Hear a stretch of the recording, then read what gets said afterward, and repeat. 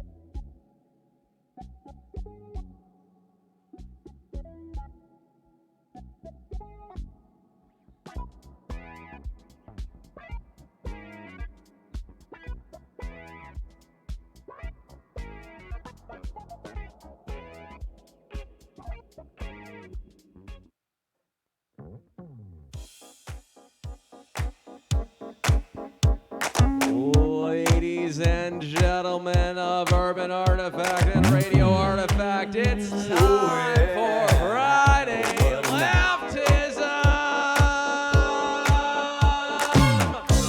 We got headliner Mandy McElvey, applause! We got feature act Gretchen Schultz, applause! We got CC Laird, more applause! And we also have Nick Higdon, applause! Now give it up for your host, Justin Adkins.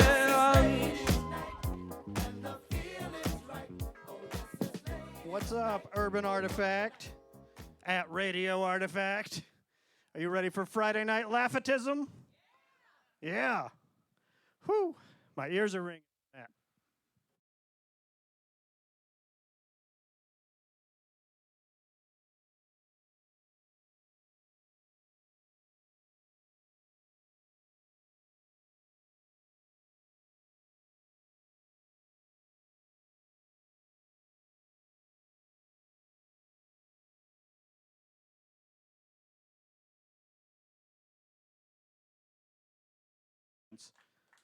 That's what I got. I got my name. Oh man, it's been a while. Let me tell you. I started going to therapy recently. Got any therapy heads? Yeah, it's good. Help yourself out. I turns out I got something called an adjustment disorder, and that's kind of a lot to get used to. Yeah. I don't know. It's apparently it's this thing where like you moved around too much as a kid, and now you don't really have a good idea like what's permanent or impermanent in relation to you. There's more to it than that, but that's about as far as I got before my insurance dropped my therapist. What are you gonna do?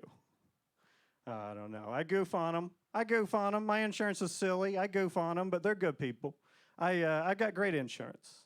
I have like probably the best insurance. My insurance is so good, I can't even use it until I've spent $6,000. That's high shelf shit.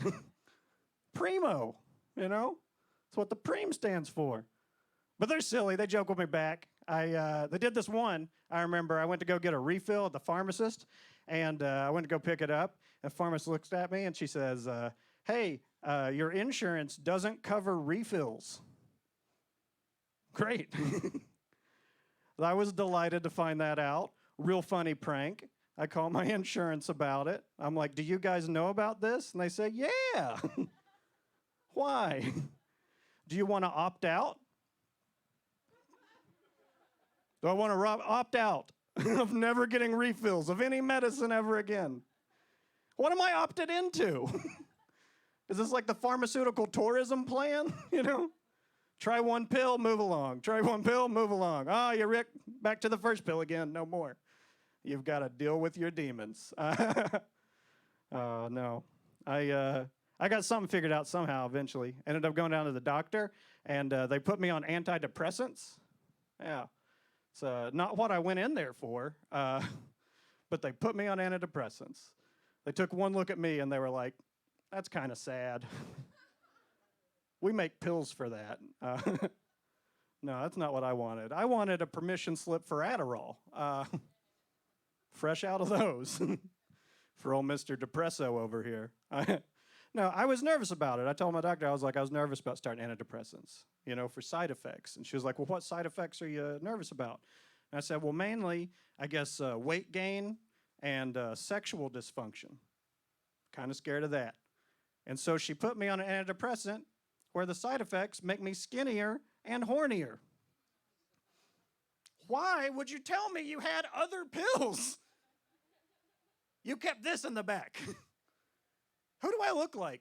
Like, of course, I want the skinny, horny, happy pills. Have you met anybody, right? It shouldn't take 7 years of higher education to figure out if I want to be hornier, skinnier, and happier. Yes. Who do I look like? Nobody? I'm going to have to side with everybody on this one. God, I don't know. I swear to God, if you just gave me a pill that made me skinnier and hornier, I'll find happier. I'm pretty sure it's in that direction. And I'm willing to look. That's me fucking. That's what that is. That's what's being implied there.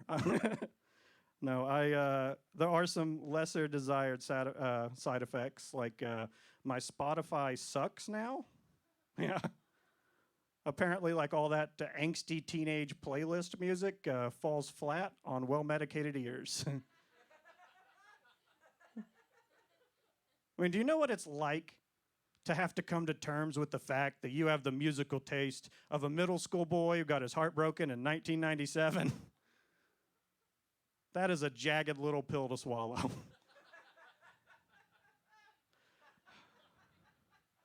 I like that. Had to pause for the uproar. Doing so good. But when you're pretty like me, it's easy. Most things are. Despite the skinny pills, I got love handles. Anyone in here got love handles? Yeah. Except I'm single, so they're just dinner rolls. Butter me up and take me home. Put me in a doggy bag. I don't really get that part of the metaphor, but I like it. Man, you guys hear about these flat earthers? We know about them? Yeah. I tell you the truth, I don't believe in them. Yeah. No, I don't. I really don't. I think flat earthers are just a group out there taking the piss out of us, yelling at us, so we have to Google, why is the earth round? Like we're a bunch of fucking flat earthers. I don't appreciate it. Speaking of Google, I feel like I've never felt more betrayed in my life than when Google incognito mode remembers the porn sites I go to. I thought that was the one term in our agreement, you know? I ask you, you show me, and we both shut the fuck up about it. That's how I like my porn. Unspoken of. God, I tell you a little bit and get the show on the road. I used to live, laugh, and love entirely out of an RV. Yeah, that was fun. It's exciting. There's a lot of new stuff, you know, to get used to. There's like new places, new people. There's just one thing I don't think I'll ever really get used to, and that's like how quickly the joy can drain from your date's face when she learns what you meant by I own my own house and car. Yeah, it's supposed to be two things, it turns out. On the bright side, that night I did find out who gives a fuck about an Oxford comma. Yeah. On the downside, all the single ladies. That's who. It's not all that different, though. It's not all that different. I'm sure you can relate to some of what life out there living in that vehicle was like. Y'all ever been jacking off and your whole house starts to shake? You know what I mean? Because your wheelbase, your bedroom's not supported by the wheelbase. You gotta like quiet it down, you know, wait for something loud so you can finish. That way it doesn't make breakfast weird for you and the other people that live in your car. Is that me? All right, everybody. Let's get this show on the road. Are you excited for a good show tonight?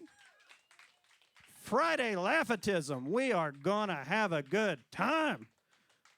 Put your hands together as I welcome your special guest of the night to the stage, Cece Laird.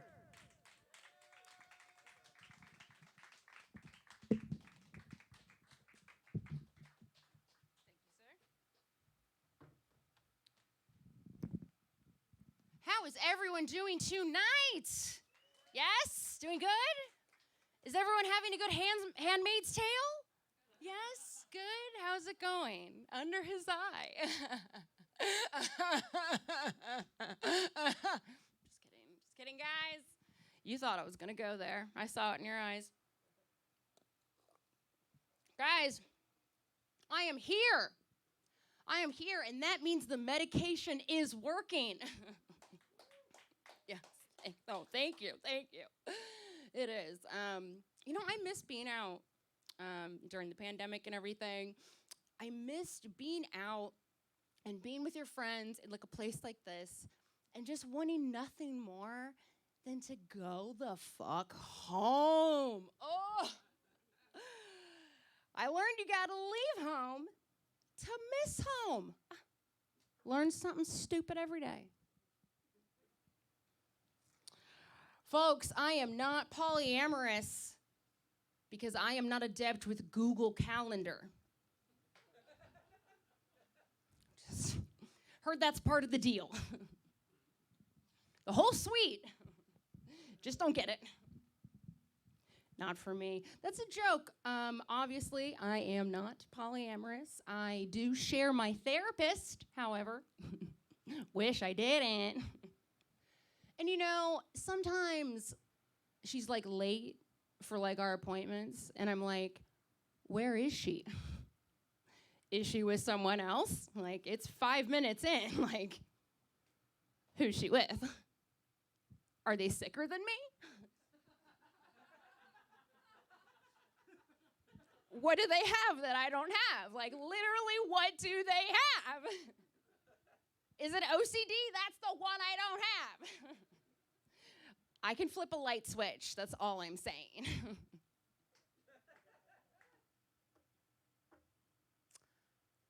Some have perhaps described my aesthetic as like manic pixie dream girl, right? Thank you.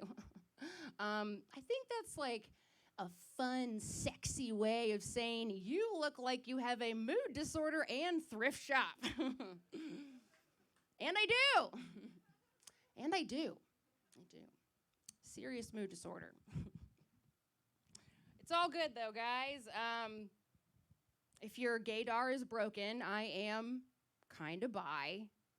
And I don't mean by curious. I mean I am kind of bisexual. Looking at you, miss. And kind of bipolar. Hey! It's a fun, hot, chaotic energy that I don't know how to control at all. But we're going to keep going. We're going to keep doing that. Yeah.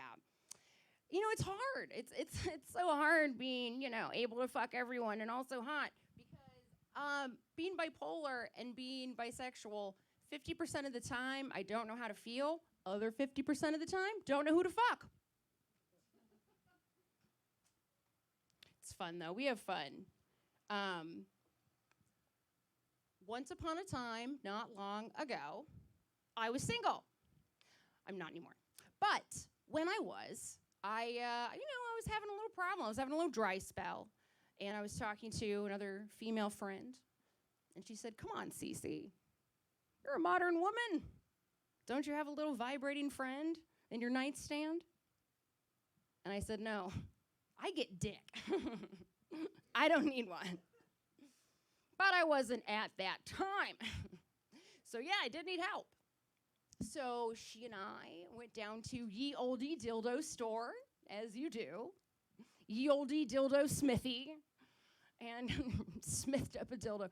No, it was horrifying. I don't know if you guys have been to one. I mean, there's great selections. There's also horrible selections. Like, for ladies, they have, like, stimulators that are, like, themed after, like, hummingbirds and dolphins and fairies. Oh my God.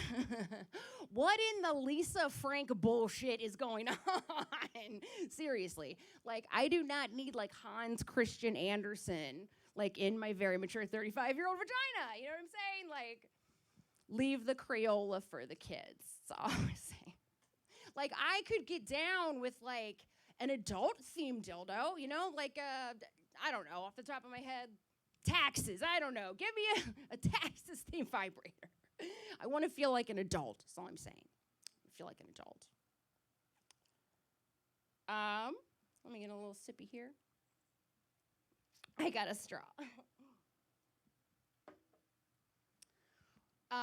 Ladies, anyone ever been catcalled in here, or fellas? Anyone? Yep, I got one hand. Can I get a woo? All right. Is there an audience? I can't hear them. Am I bombing? I've been catcalled. It sucks. But what if, like, ladies catcall dudes, right? Like, what would that sound like? Maybe it would be something like, "Damn, shorty, you got a job to go with that suit." "Ooh, baby, what that portfolio do?" "Ooh, kid, you look like you call your mama and shit."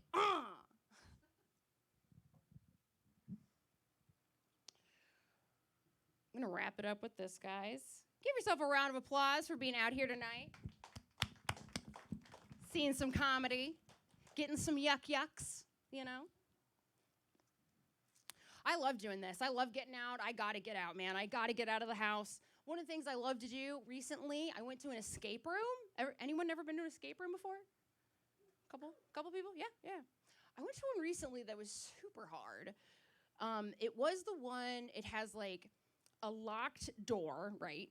And then there are like padded walls, and then there's like mandated medication like 3 times a day. You guys ever been to that escape room? It was super hard. Took me 72 hours to get out of that one. It's okay though. I got him. Got him good. 1-star review.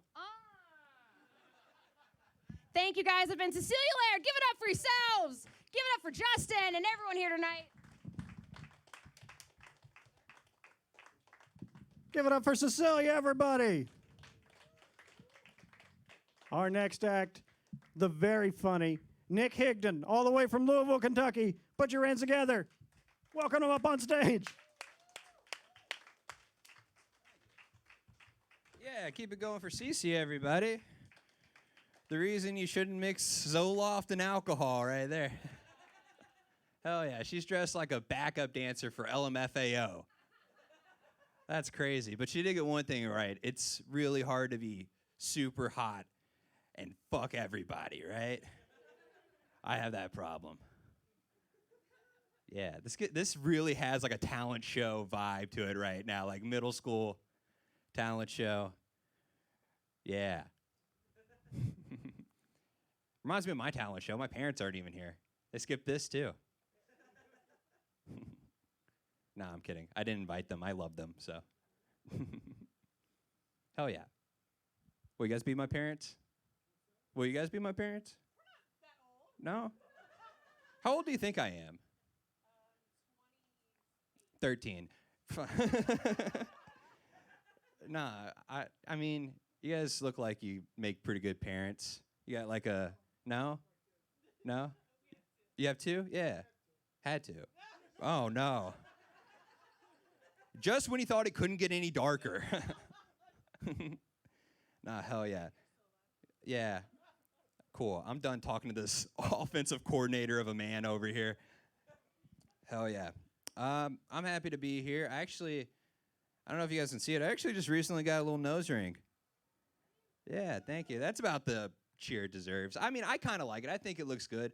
I just don't like now that everybody keeps coming up to me and calling me a slut because of it. A lot of people have nose rings in the crowd. Cool. I don't know. Everybody's been calling me a slut. I don't know what your experience is, but like, it's crazy because I've been wearing a butt plug for weeks, but everybody's just been treating me like I'm a Mormon or something. Yeah. No, I'll be honest with you guys. I'm a little tired. I had a really long day at work. Not really. I only worked like 4 hours, but it felt longer just because this old guy I work with, like, he drains my energy. I don't know what it is. Every job I've ever had, the old dudes that I work with just want to talk to me about sex. Like, it's just every job. They come up to you and they'll be like, man, Asian pussy's crazy. It's like, this is my first day. Let's cool it out. No. Do you guys have jobs? Everybody out here unemployed? You're that middle-aged dude that talks about sex, don't you? Hell yeah. You look like the type of dude that they put in sexual harassment videos. You know what I mean? Like, you're sitting at your desk, you're like, man, instead of auditing this, how about I audit those? And you manage 30 people? That's a lot of lawsuits, buddy. You better lawyer the fuck up. You better hope one of those kids go to law school. You got a brother, lawyer? Nice. I might need his help later. We'll keep it at that. No, this is fun. I like you guys. You guys got a cool vibe. Not really. I'm just saying that. This is this worth your $5? No. Refund? What if I go home? Like, you know, you guys could be my parents. You get $5 for a new son. No. Nah. I'm not that old either. I'm a young little boy. Hell yeah. No, you guys would probably be better than my parents, honestly. My parents, they're a little distant. Like, we never talked. We never had, like, the sex talk or anything. Like, the closest my parents ever got to talk to me about sex was one time I was playing a game on my dad's phone, and a text came in from my mom, and it said, do you want to do the hanky-panky? Yeah. Then my dad had to sit both me and my mom down and explain what sex was, but no, I still think about that a lot, honestly. Like, hanky-panky, it still grosses me out, right? It sounds too close to hokey-pokey. I don't want to think about my dad sticking his left hand in, taking his left hand out, sticking his left foot in there. You guys know that's a joke, right? My dad's, I hope they're not sticking toes. That would make sense if I was a toe baby, right? Like, this is what, if you get pregnant from a toe, that's me. I don't know what that means. Okay. How you guys doing? Nice. Cool. It feels so weird telling a group of strangers my parents never talked to me about sex. I don't know. Are you planning on telling your kids about it eventually? You already did at 2? Wild. All right. Wild guy. No, it's probably best like you don't tell them for a while, just because whenever my parents were like wrestling around up there, I didn't know what they were doing. I really just thought they were night wrestling. You know what I mean? I thought they were in there. I thought they were big fans of the WWE. You know what I mean? I thought they were in there doing Friday Night SmackDown. Turns out Monday Night Raw. Nice. I feel so alone up here. This is crazy right now. I mean, I can do like a fun little joke. Do you guys think I'm good on first dates? Oh, joke incoming. I'm on first dates. I'm real awkward. Like I think it's just because those icebreaker questions, I take them way too literally. Like I was going out with a girl and she asked me, "Fuck, marry, kill: waffles, pancakes, French toast." Right? Now, what she was asking me was, which one of these foods do you think is the tastiest? It's not the question I heard. I heard, which one of these foods do you want to stick your penis inside of? So that's why I answered. I said, I think I would kill French toast. I'd marry waffles, but I would definitely fuck pancakes. She was like, "Wow, why do you want to fuck pancakes?" I was like, "Well, felt pretty good the first time." Thank you. Yeah, no. At that point, the date was over, She went home, but I went to IHOP. Yeah, you guys like that one. Hell yeah. I mean, what else can I tell you about? You guys just want to hear some dark secrets? That's perfect. I'm at this point, I'm just talking at you guys. So, yeah, I used to write girls' poems in middle school. Is that the vibe I give off? Yeah. Yeah, I just thought that's what you're supposed to do. You know what I mean? And I would work really hard on these poems too. Like I'd stay up all night writing them, but also, if I'm being honest, I had no idea what poetry was. Like I just listened to Linkin Park and Eminem, so I was just doing that. Like I was just writing wild shit. Like I remember one of the lines was something like, "Every time I see you, my heart rate shoots up. You're hotter than my Xbox when it's trying to boot up." Right? See, I thought it was pretty good too, right? But it kind of sounded like two battle rappers trying to fuck each other, really. You know what I mean? "Yo, I spit fire when I speak. Get over here, let me kiss you on the cheek." There's so much stage. Oh yeah, I can just go over to you guys. "Hey, how's it going?" You guys hate me. All right, I'm going back over here where I felt safe.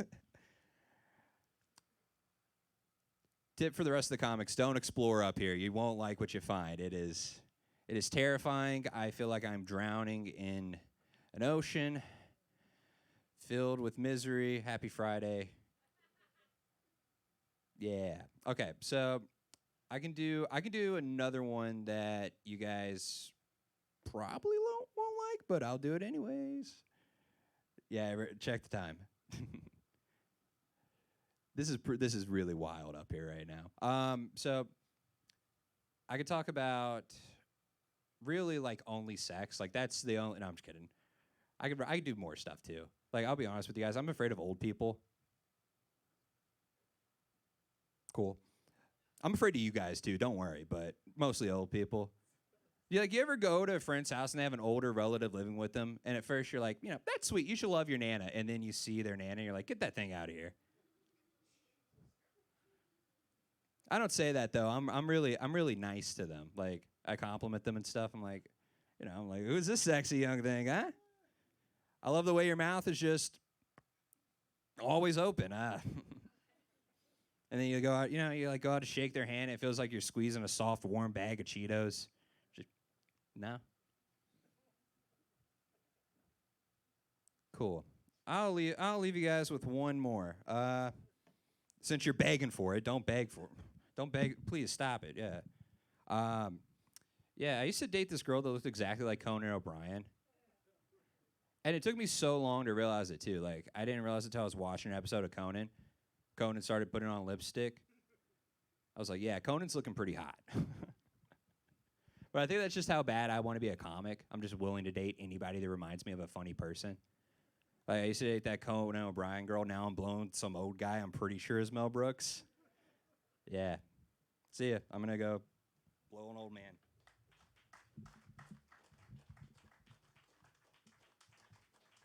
Give it up for Nick, the tiniest little baby boy in stand-up comedy. 6 years old, got a hold of his father's T-gel. Look what happened to him. Oh, man. You guys are going to love this. Put your hands together for the very funny Gretchen Schultz.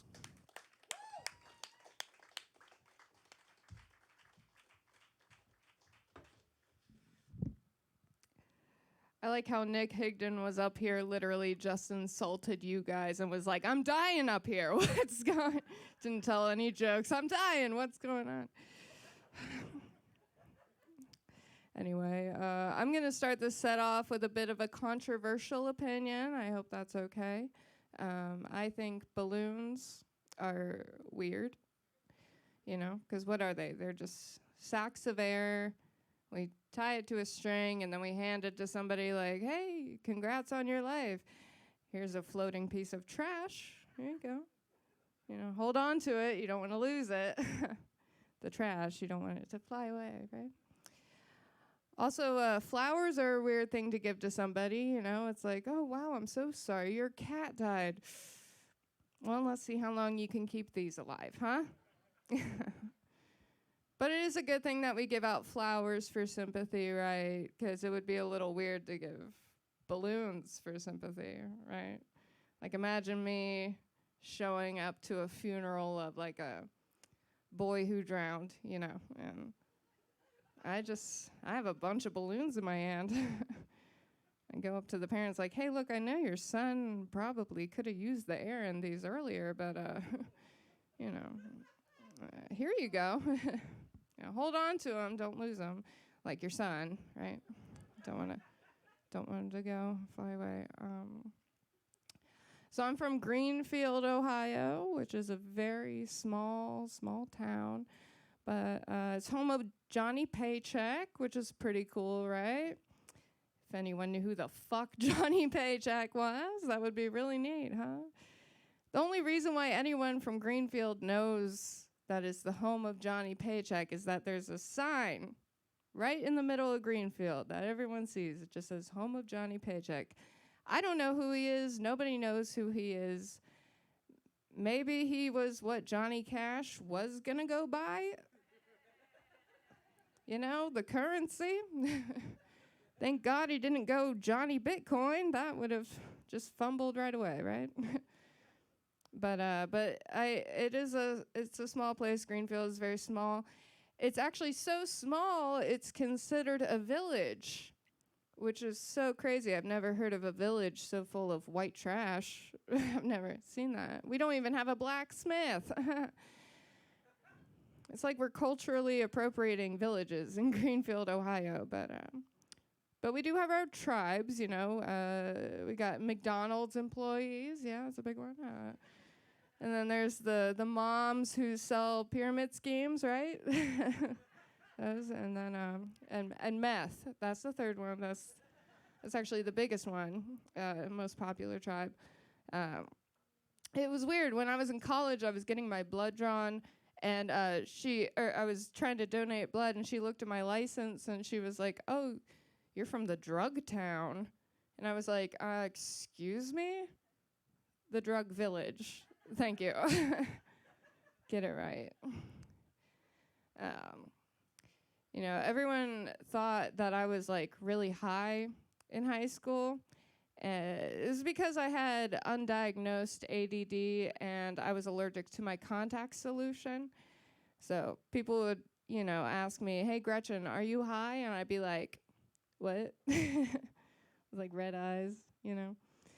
But no, I never got high in high school. I never did. The only joint I ever rolled was my ankle when I tried to skateboard. And I know what you're thinking, well, maybe if you actually learned how to skateboard, you would have smoked weed. It was a SpongeBob skateboard, though, so I don't think I was ever going to be cool enough to smoke weed in high school. I don't think so. But, yeah, in high school, the only thing I was getting high on was life, right? I can't do that anymore. I would have a bad trip. I can't get high on life. Are you kidding me? But I did start smoking weed when I was 26. Started later in life. It's kind of like smoking weed later in life is kind of like taking an algebra class later in life. You know, there's so much math that you don't remember, right? What's a gram? An eighth? What does that mean? I don't know. But you do learn how to solve for problems, you know, like in algebra, you learn to solve for x, and with weed, I learned how to solve for y. I was always so depressed. It's pretty great. Pretty great. A lot of people from my hometown love to fish. Anyone like to fish here? Oh, God. Ugh. I hate fishing. So glad the majority said no. Thank you, audience members. CC, you need to stop fishing. No, I don't like fishing. I don't know. I mean, I mostly hate the people who catch a fish and then take the fish off the hook and throw it back in the water. 'Cause what's that about? What are you trying to do? That's like shooting a deer with a bow and arrow and then going up to the deer and then ripping out that arrow, patting it on the butt and being like, hey, you're free. Yeah, I'm a good person, right? But you're not a good person, right? You can't just pierce things and set them free. What are you, Claire's? You can't do that. Those poor, poor animals. But yeah, and I've also been on the apps, right? And there's those guys who hold up a fish. I don't really know what you're trying to prove to me in Tinder, you know. Is that supposed to entice me that you caught a fish? I don't care how you caught a fish. Just show me how you eat a fish, right? That's what I care about. But I am single. I've been dating around. I went on a date with this one guy, and he revealed to me that he's a mailman. I'm like, okay, your pronouns are he, him? Is that what you're trying to tell me? Just really raises a red flag, to be honest. That tiny plastic red flag, right? He told me he had a package for me. He did, and I was so pissed when I opened it, and whoop, his penis. It was his penis. I was like, I don't know. I figured with your occupation, you would have gotten me like a cool gift, you know? And he said, the penis is my gift. And I'm like, oh, your pronouns are he, him, huh? You mailman. I haven't really had the best of luck with men lately. Hooked up with this one guy, and he did not have a bed sheet. He didn't have a bed sheet. Obviously, he didn't have a bed frame either, but I can get over the bed frame thing, right? Because, hey, at least you're not getting monsters under there. You're further from God. It's pretty great. You don't need a bed frame. But a bed sheet, you do need, okay? So I immediately was like, hey, bud, where's the bed sheet? And he said, well, actually, I only have a bed sheet that fits my old mattress. I was like, okay. He said, I got this mattress from my neighbor. No bed sheet. It was crazy. We did have sex, though. And we did use a condom. He just didn't have one that fit his dick, so he had one from his neighbor that was unwrapped, and we just used that. Yeah. So, yeah. Everyone keeps telling me that I really gotta make sure I'm having safe sex. Yeah, so I'm trying to find a banker to seduce, 'cause I don't know how else I'm gonna fuck in a safe that's big enough, you know?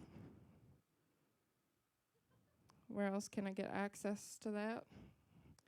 Also, why is everyone having safe sex? What's the appeal? You could steal money? I don't know. So stupid.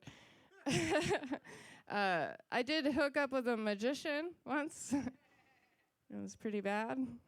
Don't sleep with your heroes. Don't do it. Just don't, okay? This magician, he tricked me. We were at a bar. He was doing all sorts of tricks, card stuff.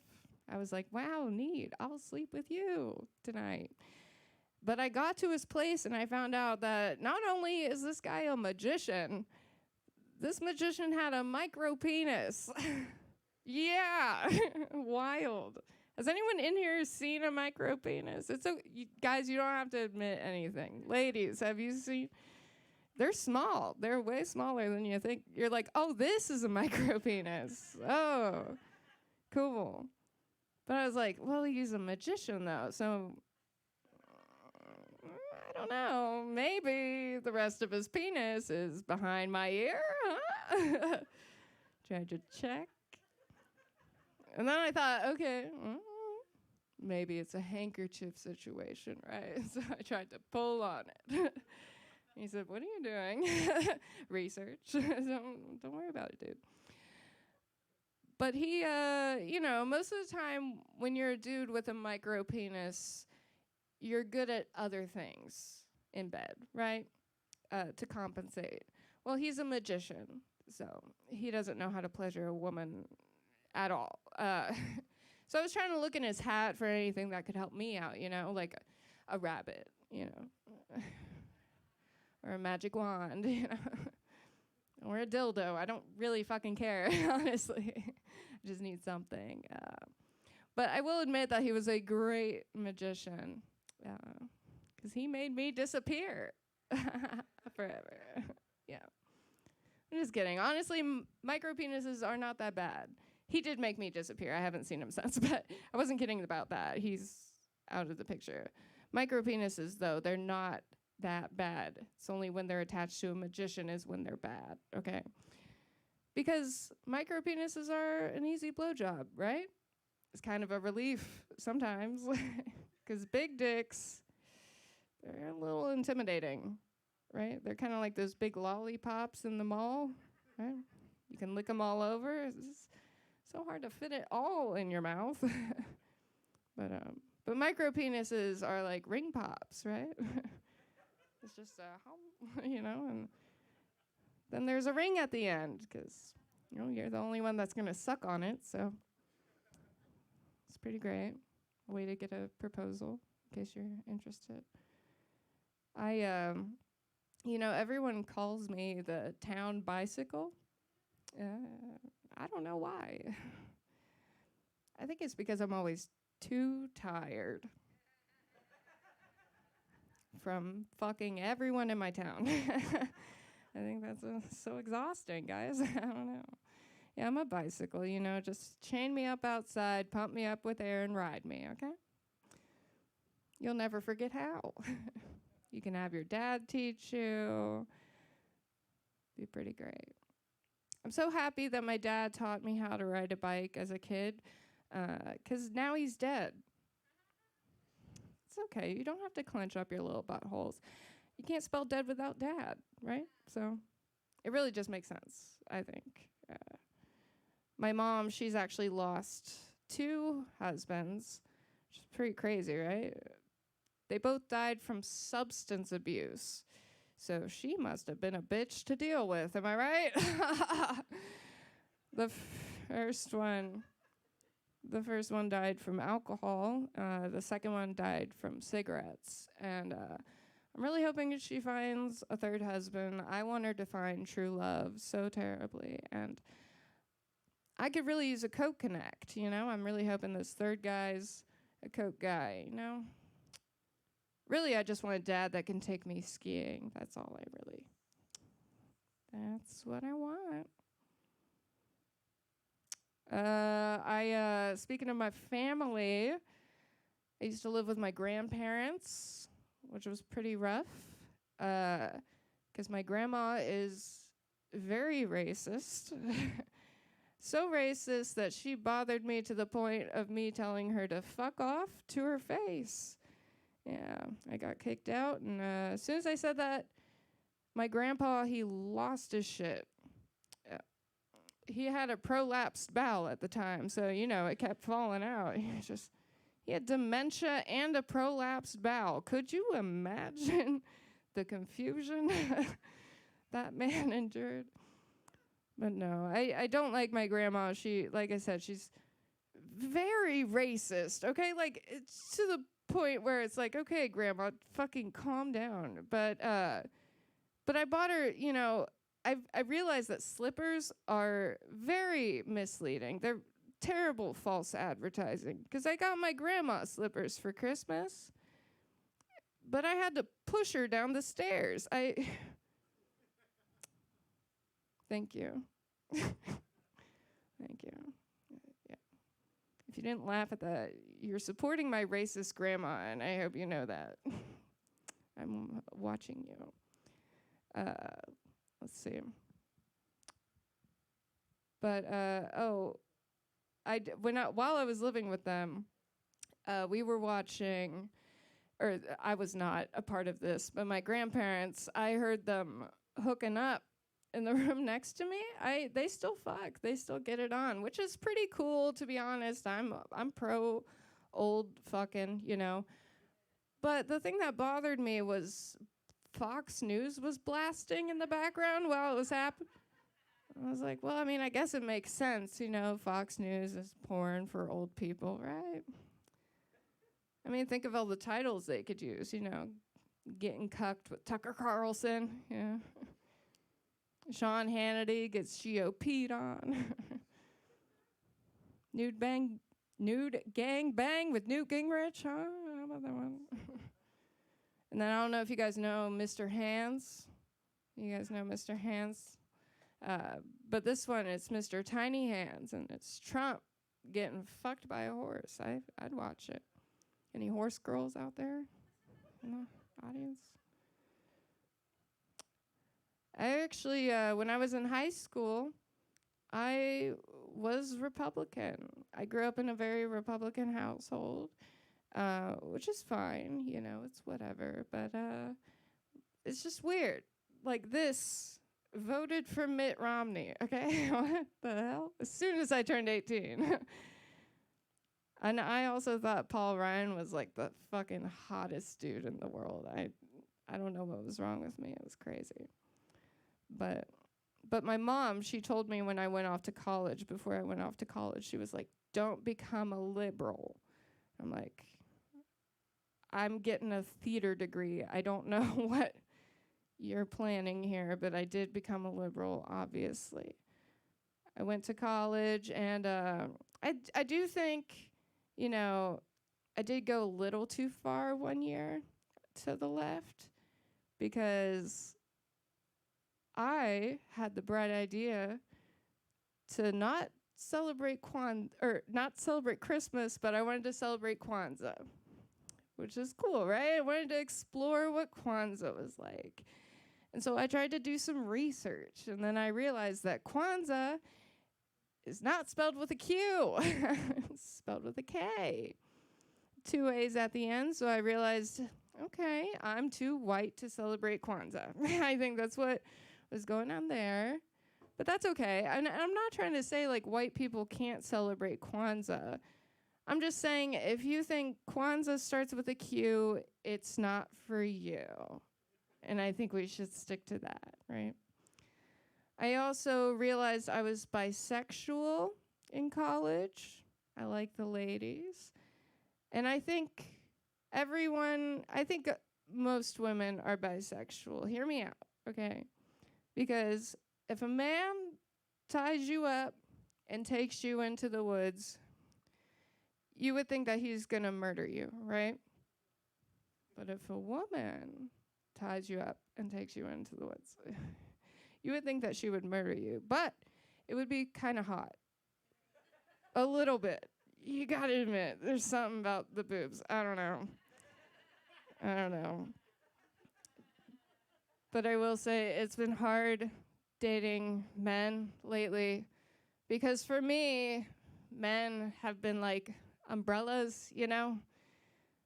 They open up and I can't get wet. Unless they're broken. Then I can get pretty wet. All right, guys, thanks. That's been me.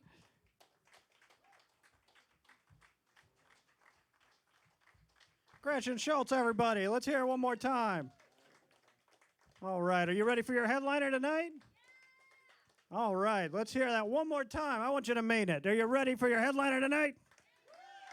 2013 Character Comedian of the Year, 2016 Miss Comedian of the Year. Put your hands together for Mandy McKelvey. Hey, how's it going, guys? Hi, thank you so much for coming out. Whenever audiences are small, I'm always super grateful at the people who come, because it's just as awkward for you as it is for us, because you're like, yeah, there's 5 of us. She's looking right at me. And I am, but not in a bad way, in like a loving way, where I'm really excited that you stayed. Thank you so much. I'm so sorry. I usually don't talk this long before I apologize for my voice being so racist. I should have gotten to that a lot quicker. I'm so sorry. This is, I live in Louisville, but that's not what you hear. I was born and raised in South Carolina, and I left South Carolina a long time ago, but it won't leave me. And like, if you, God bless you, if you don't have a stupid ass voice, here's what it's like. Just imagine having a mullet stuck in your throat. It means you can just never sound smart. There's just nothing I can ever do to sound smart. I could be up here in a white lab coat giving a TED talk right now. Nobody would give a shit. I could be like, hey, you guys, I'm a doctor. I'm like the doctor. I did it. I cured cancer. You wanted it. I did it. It was honestly pretty simple. I got it all summed up here in this formula for you now. And I would have lost your asses 15 minutes ago. All anybody hears when I talk is like, NASCAR, I fucking love it. So should you. Here is why. And then I just draw a picture of a car real fast. I'm like, no, look, there's 4 whole wheels on this bitch. They are wide and they are round, y'all. Now, check out this engine right here, though. Talking about vroom, vroom. Okay, now this whole ass thing is just going to be just tearing ass, just turning left, scattered, smothered, and covered. Okay. But this important part, though. I want you to check out that decal, because that is a number 3. Rest in peace. Questions? I don't think there would be questions.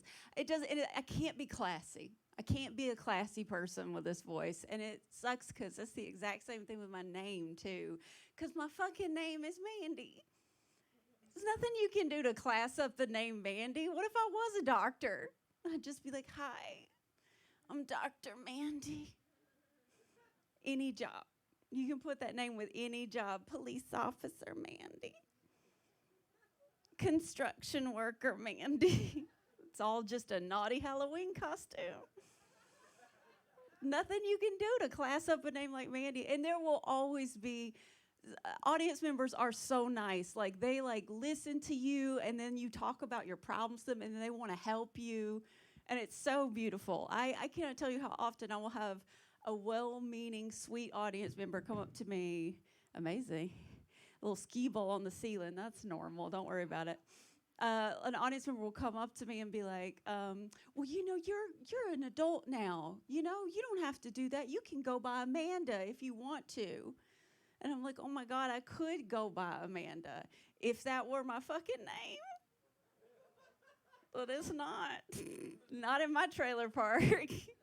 They don't do that at my trailer park. My dad was like, Amanda, what is that, 3 A's? What are we, Italian? No, thank you, Jesus. And so, honestly, like, in the delivery room, because back when I was born, because I'm a middle-aged lady now, so back when I was born in the 70s, they apparently used to give you drugs to have babies that they quote, this is a direct quote from my mom, that they don't give you no more because they make your babies weird. It's a direct quote. So apparently in the 70s, when you had a child, now I only have my mom for reference here, so this may be lies. She may have just been a drug addict, but she swears to God that they used to knock your ass out to have a baby. Like, you didn't have to be present for the birth of your child back then before they found out about it makes your babies weird. And I think that is the most ideal scenario I've ever heard of, to have a child. But apparently they would just put your ass out. Then they woke her up one day, and they're like, "Good morning, ma'am. You're a mother now. Here's this angry pink potato we pulled out of you. You know what? You seem like somebody who's in the correct mental state to make a decision that's going to affect the rest of another human being's life forever. You know what? Fuck it. Go, bitch. What do you want to name it? What do you want to call this thing?" And she did not disappoint. She popped right up out of that 70s coma. She was like, "I want to call her Mandy because I'm high as hell. And I fucking love Barry Manilow." Thank you. Thank you to that one Barry Manilow laugh. If only one if I can keep Barry Manilow alive for only one person per show. And so the nurse was like, "Honestly, that's a real popular name this year. All right, Mandy." Okay, she tried to help him. She was like, "All right, Mandy, great, popular. Let's get this down on the birth certificate now. Let's get it down on the birth certificate exactly as you want it to appear legally forever." So, Amanda, and that's when my dad woke up from whatever drugs he was on. He was like, no hablo español, no, damn it. She said Mandy, goddamn it, Mandy. Now hurry this up so we can ride her around, not buckled into her car seat. Let's go. And the nurse is like, "Jesus, I don't get paid enough for this. Mandy it is. How do you want to spell it?" And y'all, they didn't know. So they sounded it out. That's my favorite kind of laugh. Just it is that sweet, empathetic, like. And so my mom took the lead, thank God, because she's by far the brains of this couple. And she was like, "Okay, I know how to spell man. It's M-A-N." And my dad's all supportive. He's like, "Fucking nailed it." And then they high-fived, I guess. And y'all, they did get halfway through it. And I try to keep that in mind every time. She's like, M-A-N-D-E.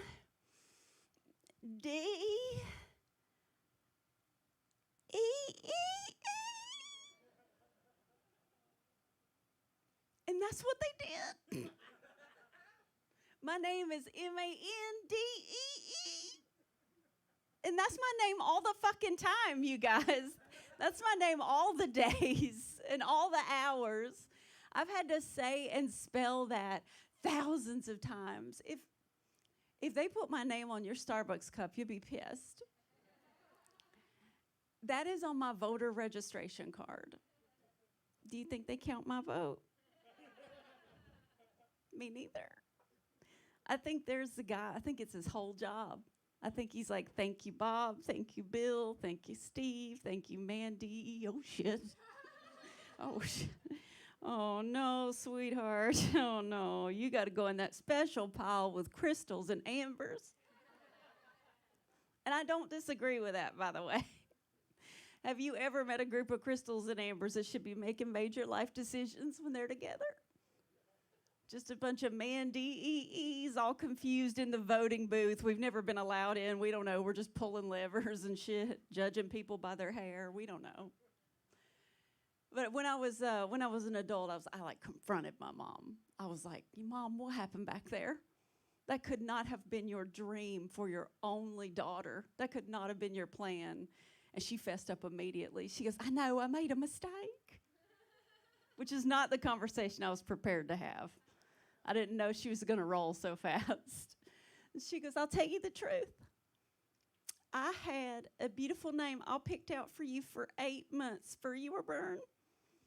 And then right when you were getting ready to come out, you know, I told you about them drugs. Yeah, I know about the drugs, Mom. And you remember I told you about that Barry Manilow song. Yeah, I know about the fucking Barry Manilow song, Mom. Well, I got confused, and I named you Mandy, and I regret that. And I was like, holy shit, Mom.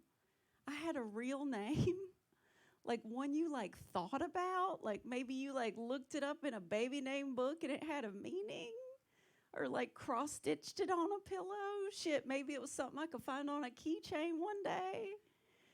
What was my real name supposed to be? And she was like, oh, fuck, I don't remember, but it was a hell of a lot better than Mandy, I'll tell you that. Right now, we are sorry. We are sorry, honey. We didn't know what to do by the time you're 5. We just had to roll with it. And so, you know, flash forward to now, because this is how I turned out. And I, believe me, I also get confused by this when I catch it in the mirror. Like if I could talk more about this, I would have all these jokes about it, and we'd all be a lot more comfortable. We'd all have a better time. All I know for sure is that I thought I had like 15, 30 years left before I morphed into this Disney villain. I did. Because I thought, I'm still an attractive lady, but don't I have this look like it's fading? Like I have to find a young, fresh girl, you know, and suck out her life juices or some shit before the last petal falls or the last grain of sand. I don't know.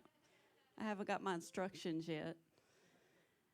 Because like I have recently become a middle-aged lady, and I don't know why. I do not know why that in the 40 some odd years of my life before this, I had never once considered becoming a middle-aged lady. Never fucking considered it one time. I was a young woman, and I used to think all the time about becoming an old woman. And at no point did I ever give a thought to this fucking purgatory that exists in between these two worlds. Like, I used to be like hot and stupid, and I would fantasize about like one day I'll be gross but wise. And like now I'm just like not nearly as hot but still pretty stupid. This is the bad place. Right in this spot. It's the bad place. But like I think I was misled, or either nobody talked about it or I got the wrong information, because I truly was under the impression that aging was this overall super gradual process where everything is just changing at such a glacial fucking pace that you might not even realize. If you didn't own like photographs of yourself, you might not even realize that it was happening to you. Like almost graceful, if you will. And that was a bullshit-ass lie from hell. None of that is true. If you're not middle-aged yet, I'm not trying to scare you. I just wish somebody had told me to, I guess keep a journal. Keep a journal. I don't know of what. Maybe of every single day of my life that I took my underwear out of my underwear drawer and stepped into it and then pulled my underwear up onto my ass, because at no point did I know that there would be a day that I would pick up my ass and put it into my underwear. I think I thought that was a special occasion.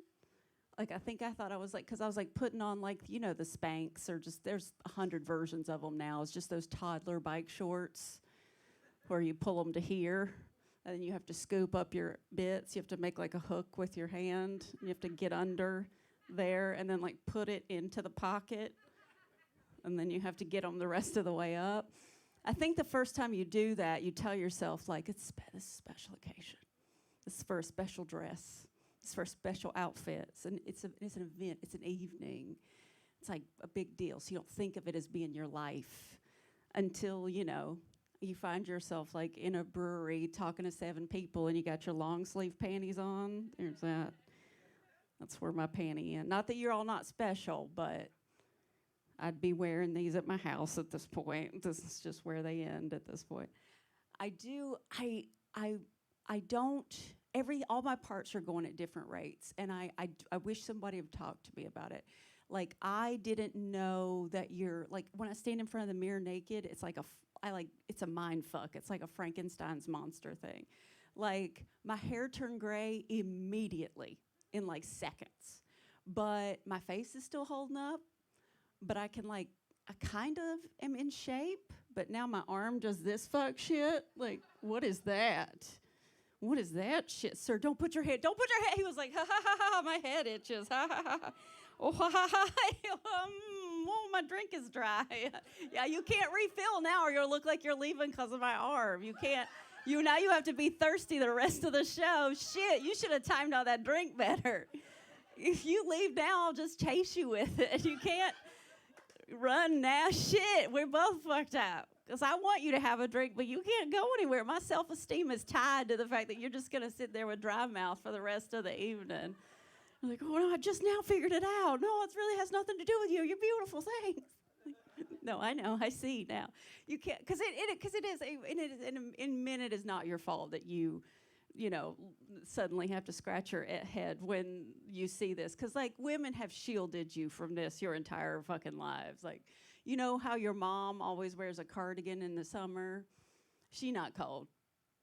She not cold. That bitch is not cold. She hasn't been cold in 20 years. She's been in menopause. She'll never be cold again. She won't be cold till she's in the nursing home, needs a blanket. Like, it sucks. It sucks so bad because it's totally normal. I want men to get used to seeing it. As women, I want us to, like, all agree to stop covering it up so that men get used to it. Because, like, over 40, there's, like, 5 women on earth who have nice arms, and the rest of us look like this. So I just want you to be there with me. Like, because, like, I don't want men to tolerate it either. I want dudes to fucking get into it. Like, I want it to become, like, a kink. Like a fetish. Like, I want guys to start to develop preferences about the way that it jiggles. You know what I mean? That I do. I want that because, like, it changes. Women I know, it literally changes our behavior, not just our outfits. It doesn't just make us, like, put on a cute outfit and then fuck it up with a stupid little sweater, which is a thing we love to do. It's like, I don't even wave at people anymore. I'm not even fucking friendly. Like, maybe that's why middle-aged women are so loud. We don't use our arms. We're just like, hey, girl! Over here, girl! Back here. Like, I'm not doing that shit in public. Never. I keep these shits tucked in like a T-Rex. Like, this is my range of motion right here. This jazzy-ass little circle. If I can't get it done in this circumference, it's not fucking getting done. I hope that light switch hitting too high. Sleeping in the bright tonight. The one I hesitate to show you. The one I hate the most, but this was my least favorite one. Blah. This one is doorknobs. I don't do fucking doorknobs anymore. I'm not turning it. I hope to hell chivalry's not dead, because if somebody doesn't let me inside, I'm just stuck outside. If you don't open the door for me, I'm just fucking not getting in. I'm not going to do this in public. If I get desperate to get in someplace, I'll use my feet. But, like, don't do that and say I said to do it, because that is an aggressive-ass way to walk into a gas station. You can't just, hey, y'all still carry Fun Dip in here or what? No? Weak. Then just leave. No, they're like, what the fuck? Did we get robbed? She didn't take anything, but I feel unsafe. Lock the door. No, don't lock the door on me. I'll make you regret it. Let me in. Let me back in. I'm very pretty. Let me in. Make you regret it. I want it to be, all right, I've been totally beating around the bush, but the reason I'm beating around the bush is because, like, it's a small crowd. It's not a ton of energy in here. So, like, I have to be careful about, like, the way that I say things. And because I want to tell you this way, but I'm really not sure how you take it. And if I offend, like, 2 people, that cuts my crowd in half. So I really have to be careful about the way that I'm going to try to tell you this thing. I'm going to try to tell you, but no one's filming this, and I'm just going to tell you. But all right, I'm going to tell you. But, like, do not take this out of context.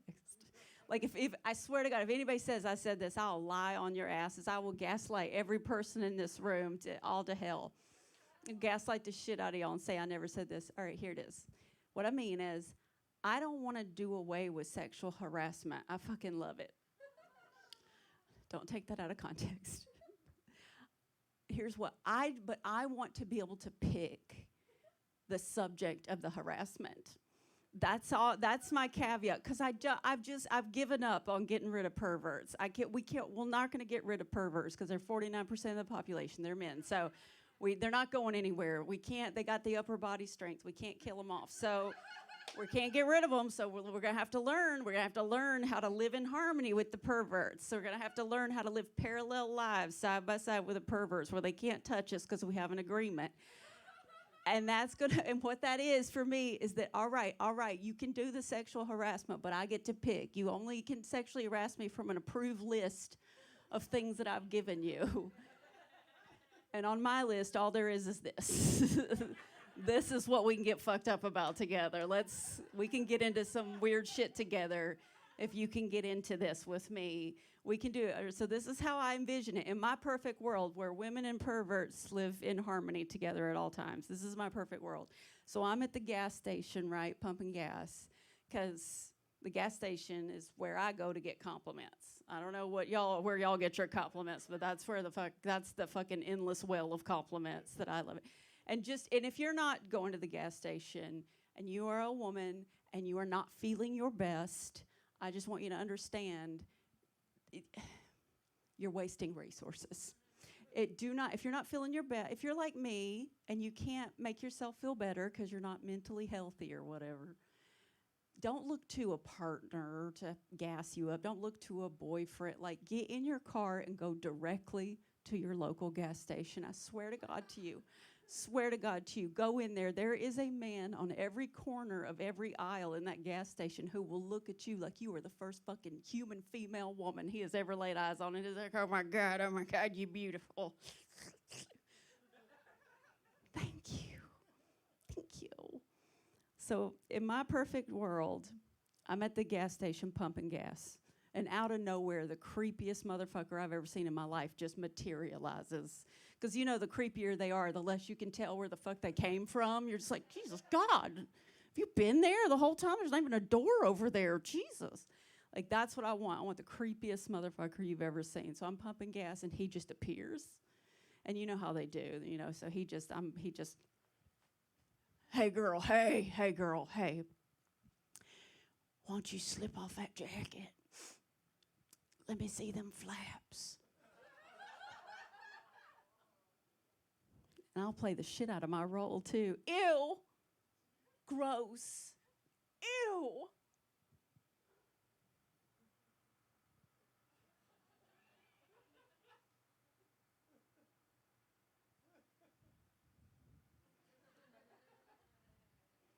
And then he's like, yeah, faster.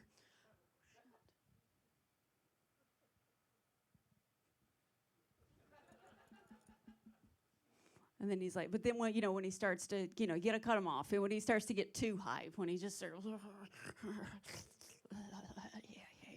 That's when I switch it up, right? And that's when I hit him with the doorknob, and he's just like, oh God, oh God, and I'm like, get out of here, pervert. We part ways. Neither one of us tell anyone. We both had the time of our fucking lives. He wanders off back to his pervy land thinking he got something done. I go home feeling like $1 million fucking bucks. Nobody knows. We don't know each other. We wouldn't recognize each other out in public again if we tried. It's fucking awesome. I think this is the deal we need to strike. Because to be honest with you, this is a great deal for men too. I'll be honest, if the men in this room, this is a pro tip that I don't think most of you deserve. So if you're bad, just earmuffs right now. If you're bad man, just earmuffs on this, because you don't need this piece of advice. I swear to God to you, it doesn't matter how sweet you are to your lady, how much you compliment her, how into her you are. If you are complimenting her on the things that everybody else likes about her that are obviously adorable, she's going to love it, but she might eventually take it for granted. We all do. We all get too much of a good thing. It happens. We don't mean to. If you compliment her on the shit she fucking hates about herself, she will never leave you. Where would we go? I mean, where the fuck would we go if some dude complimented us on the stuff we hate about ourselves? Women are mentally ill about our bodies. What are we going to do? Be like, ew, no, we don't like you. We fucking love you. We want to go everywhere you go. Because, like, I'm all about, like, don't touch me. Don't come near me. I have boundaries. I don't want to be hit on. Don't bother me. I'm just here by myself. Da-da-da. I'm working. I'm in a comedy show. And all that's true. All that's true. Unless a man walked up to me just dead up in the middle of nowhere and was like, oh, my God, that's so soft. What is that? What's that consistency of that? It's like not just skin, but it's not fat. It's not muscle. Is there some kind of like gelatin? It's so warm. I would be like, go get in my car. We are leaving. I just want us to get on the same page because there are so many amazing things about being middle-aged no one ever warned me about. And if you're in this room and you have not yet hit middle age, I've got great fucking news for you. If you're in a happy relationship, good for you. I hope it works out, but I'm not worried about you if it don't. Because you're like, is there any, you're like, you start to wonder, like, what else is there? Particularly when you're a woman in your late 20s and you start to go into your 30s, you start to get really freaked out about what else there could be. Even when you're in a stable relationship, you're like, man, is this it? Is this like what life is? And I would like to tell you it is not. It gets so much fucking better. I have recently become the perfect age to where my dating range has opened up by 20 years on both fucking sides of my actual age. I have a 4 decades wide age setting on Tinder. I am cleaning the internet. I'm having the time of my life. And I know so many people who have had a terrible experience on the internet. A lot of comic friends. Maybe you've tried dating online and you had a bad experience. If you did, I am so sorry. It might be because I already fucked everybody. I am having the time of my life. It's so, and I mean that from the bottom of my heart because I had zero fun in my 20s. Absolutely zero fun. I don't know who said we were supposed to. I don't know where everybody else was finding the fun because my 20s was just me spending 10 years just playing house with homeless boys. That's all it was. I was like, you can come live here. I'll pay rent. Like, literally, my 20s was just teaching every boy I met that a top sheet is not also a curtain. That took 10 years, you guys. That was 10 years of training, of having conversations like, no, Eric, this is a bed and a bag. Everything in this bag goes on this bed. And he's like, absolutely not. There's this extra piece. I'm going to put it over the window and put some fucking thumbtacks in the drywall. Why do you even have thumbtacks? Are you a kindergarten teacher? Working on your bulletin board later? You fucking asshole. And then the 30s came, and the 30s looked better, but they were not better. They just looked better. Because men in their 30s are way better at hiding being such trash. They're way better at it. So it looks a lot better because the men in their 30s, and I can say this to you with my whole heart, because I can smell men in their 30s from a mile away. I can smell you. Because men in their 30s still fucking love me. And I don't know what that's about. I don't trust it. But I think it's because I'm like old enough that it's kind of naughty, but not old enough that it's gross yet. But like men in their 30s fucking love me. But here's the thing. I don't care how cute you are. I don't care how cute you are. And some of you are really fucking cute. I do not care how cute you are. I am not going to wrestling with you. What the fuck is going on with men in their 30s? I am not going to wrestling with you. I'm not sitting in a fold until my back hurts. What the fuck? And it's not the wrestling I hate. It's the lifestyle, the mindset, because these same boys do not have dental insurance. But they have a subscription to the WWE network. It's the same price. It's $9.99. These men will come right up to you with an abscess in their mouth and be like, no, listen, babe, it's almost time for SummerSlam. Not gonna fuck that guy. Not gonna fuck that guy again. Fool me once. But I love this age is so beautiful because I can keep doing everything that I'm used to. And by that I mean men in their 20s and 30s. I can keep doing everything I'm used to. Or now, inexplicably, I can just fuck their dads. And it turns out dads were way more, must be, this entire time. And I didn't even know about them. Because even when I hit 40, I was still doing it wrong. I was dating like we were taught the hard way.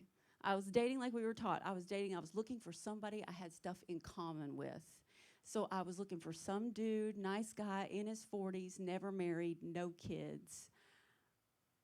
I thought I was looking for a unicorn, but it turns out I got the word unicorn confused with the word is a fucking serial killer. Don't look for that guy. If you find a man who has made it 4 decades of his life without ever having to commit himself to another human being or take responsibility for other human beings, it's because he likes to murder human beings. Don't fuck that guy. He's not ready. Not ready. It was something about the pandemic. I don't know. It was like right around the time the vaccines became public. This whole group of humans appeared that I had not previously seen. I don't know if I was blind to them before this, or they all just kind of came back at the same time. But that group is called Divorce Fucking Dads. And that is my jam. You give me a little bit of a divorced dad vibe, I'm not gonna lie. And it's real. I know you're not divorced, but he gives me, it's like something about the bald and the Apple Watch and the shorts in the middle of the night, like there's a real divorced dad vibe. And divorced dads always think I'm gonna make fun of them when I start talking about them, and I'm literally not. They're my favorite fucking people on earth. I never even fucked with them. I thought, like, we won't have anything in common. Like, I don't know anything about, like, being married and 401ks and custody and alimony and splitting assets and shit. I want schedules. And boy, did I underestimate divorced dads. You don't have to have anything in common with a divorced dads because divorced dads don't give a fuck about anything on earth. You don't have to have anything in common with them because there's nothing to have in common with. They just want to be left the fuck alone. They're so amazing. They're the best people on the internet because they just got there. They're so fucking confused. Everything on the internet is a confusing shock to them, and that's the energy I need to roll into. I don't need you to be savvy out there. These men will still call your ass on the phone. It's so beautiful. They are so beaten down. All their dreams are dead. And that is so important to me, you guys. That's like my number one dating criteria. Because like even in a good relationship, everybody knows there's only room for one person to have dreams in a relationship. And that's me. I have dreams. I need you to get us some fucking dental insurance. But like, I love them so much, you guys. They don't care. These divorced dads, they have skills that single people just don't have. As single people, we didn't go to this school. We don't know how to do this shit that divorced dads know how to do. I guess they had to save money for their families or whatever. Literally, nothing. You don't have to do anything to impress them because they spent 15 years sacrificing for this woman who like hates his ass now. She fucking hates him. And these 2 kids who are sweet, but God bless them, their frontal lobes aren't developed yet, so they suck. They're not grateful. They call him a bitch ass every day. He hates his life. All I have to do to be successful with a divorced dad is show up in a pretty dress and go, "Thank you for this drink." And he's like, "I love you." And I'm like, "I love you too, Jeff." And I fucking do love Jeff. I really do. I love Jeff. And I love Doug. And I love Greg. And I love Steve. And I love Richard. I love them all. I'm not kidding you about the skills. I'm going to tell you this. This has happened verbatim. I did not have to write this for you. I pulled up to a date with a divorced dad recently. I pull up into his driveway. And he's just standing there on the porch. Why? I don't know. It looked like some real dad shit to me. He's just kind of, surveying the yard, which makes sense because, all dads, like if they're not cutting grass physically, they're cutting grass emotionally. So, he's just standing there looking in the yard. And I pull up, turn off the car, and I get out. And this is what he says to me verbatim. "Hey, you look pretty. The way your car kind of vibrates when you brake, I think your rotors are warped. I could change those out for you." I don't know what the fuck you're talking about, Jeff. But I'm super fucking turned on right now. You need to get back in the house, Jeff. I think we're going to be late for dinner. And he's so wholesome, he still doesn't get it. He's like, oh, well, we don't have to go to dinner if you don't want to. I could just heat us up some meatloaf if you'd like that. Man, fuck yeah, I want some meatloaf, Jeff. The fuck? Did you just tell me you're going to fix my brakes and make me a meatloaf? You're a real good-ass idea machine, Jeff. Shit, I want to do everything on your to-do list. Let's go to Home Depot. What do you need to get done? Fuck me, Jeff. I've never seen my apartment through the eyes of a divorced dad. It is a fucking thrill ride. I literally walk in my house, I think, I don't know, I need to vacuum or whatever. These people, this man walks right, they all walk in the same, like they're thinking of buying it, you know, just. He looks up and he's like, you got some bubbling in your crown molding here. I could buff that out for you. It's like, I still don't know what the fuck you're talking about, Jeff. But I'm going to suck your dick. And I did. I absolutely dissected it with my heart. Well, I'm in my mouth as well, but like my heart was in it. You ever suck a dick with your spirit? You're like, I'm so proud of you. Thank you. And that means a lot to me, by the way. I know I have to leave, and I just, you know, PSA. That means a lot to me, sucking a dick with my spirit, because I used to hate sucking dick. I used to hate it. When I was young, before I ever did it, I thought it was a fucking prank. I didn't think it was a real thing. I was a late bloomer, so I was like the last of my friends to become sexually active. I was in college. I was asking my girlfriends. I was like, hey, so we're not actually sucking a dick, right? And they were like, no, what are you talking about? We're sucking a dick. And I was like, no, but like you mean it like a metaphor, you know? Like it's like, oh, I just love him so much, I can suck a dick, you know? It's like a feeling. It's how you feel about it. And they're like, Mindy, what are you talking about? We're sucking a dick. And I was like, no. If you're talking about what we saw on TV, that's CGI. Those women, that's not that's stunts. We're not actually sucking it. They're like, we don't know what to tell you, dummy. The first time I ever did it, I swear to God to you, I thought all my girlfriends were going to jump out of the closet and just be like, oh my God, she fucking did it. Oh shit, she did it. Oh my God, she put her mouth where the pee comes out. Oh shit. So when I tell you, because, like, here's more than anything on earth, I wish I could unsuck a dick. That's how important it. Like, I wish, you know, some people, like, it's like a superpower. They're like, I wish I could fly. Some people, like, I wish I could move things with my mind. No, not me. I wish I could unsuck a dick. That's the superpower I wish I had. And with it would remove the memory that the dick had ever been sucked. I think that would be the coolest thing you could do. Like, right now, there's a man sitting in Louisville, Kentucky, and he's just sitting in his apartment, and he thinks to himself, Jesus, I dated Mandy McKelvey for 4 years. Did she really never suck my dick that whole time? Nope. I really didn't. You're remembering it correctly because you didn't deserve it, you fucking psycho. I do. Because I did. I hated it, but I thought I hated it, but I didn't hate it. I was just sucking the dick of men in their 20s and 30s. I was sucking dick of men who didn't deserve it. If you're a man in your 20s and 30s and you've ever received a blowjob, you got to know that was stolen valor. You didn't deserve that, not yet. You will deserve it one day, but not right now, and you need to give that back. That's unfair, and you did not earn that. Well, I have to leave, but I want to go back for a joke that I set up 4 hours ago. Not as a punishment, just because it's a nice challenge to imagine that you were all listening this whole time, and it makes me so happy to think that one of you might have. So last Halloween, I was back home with my niece and nephew in South Carolina, and I was doing the trick-or-treating with them. And I was like, hey, Mom, can you come up here and switch me jobs and hand out the candy? The kids won't take it from me. I think I'm creeping them out. And she was like, what'd you say? And I said, Mom, will you come up here and hand out the candy? I don't know what's wrong. I got a real, poison apple vibe working here. I don't know. They won't take it from me. And she goes, what did you say? And I said, Jesus, Mom, will you come up here and hand out the candy? And she goes, oh, my God, that's it. That's what I was going to name you, Candy.